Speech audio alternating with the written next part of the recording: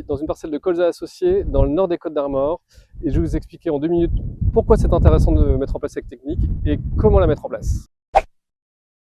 Le colza associé, c'est semer du colza avec un couvert associé, donc ça peut être du trèfle d'Alexandrie ou du fenugrec, de la lentille, de la févrole ou même du sarrasin. Donc, et ça a de nombreux avantages. Le premier avantage, c'est la concurrence vis-à-vis des adventices qui vont être présentes, ce qui va permettre de soit se passer d'herbicides ou soit de les réduire fortement.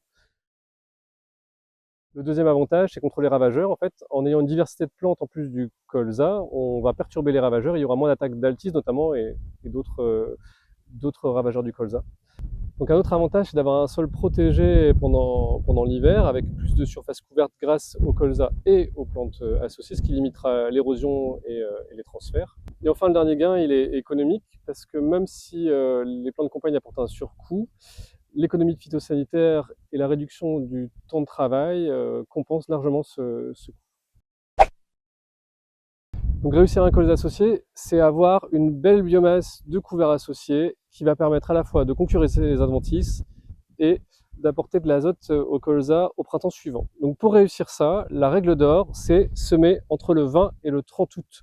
Ça permettra d'avoir un couvert associé qui va lever tôt, dans de bonnes conditions de température, et du coup de pouvoir concurrencer les adventices.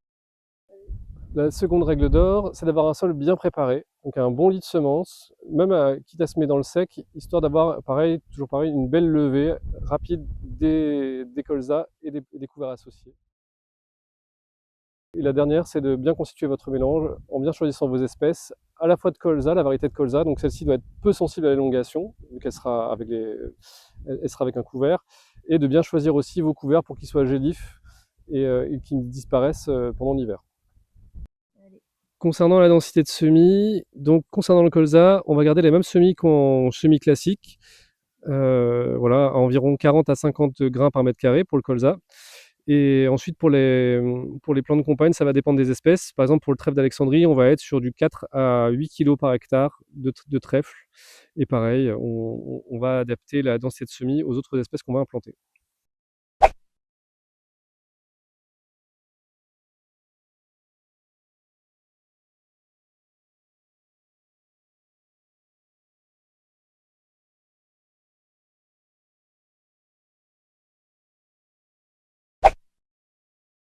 Si malgré une implantation dans la règle de l'art, que ce soit en labour ou en non-labour, il arrive une quantité importante d'adventices, il existe des solutions de désherbage de poste levé qui vous permettront de désherber les adventices restantes. Certaines même permettront de maintenir le colza associé en place. Le colza associé, c'est souvent une technique gagnante. On fait un rendement équivalent, voire légèrement supérieur. Et en plus, vous gagnez en tranquillité, d'une part avec moins de temps d'intervention, d'autre part avec moins de risque d'attaque d'un ravageur, et enfin avec moins de risque aussi de transfert des phytos vers l'environnement, comme ici en parcelle en bordure de cours d'eau.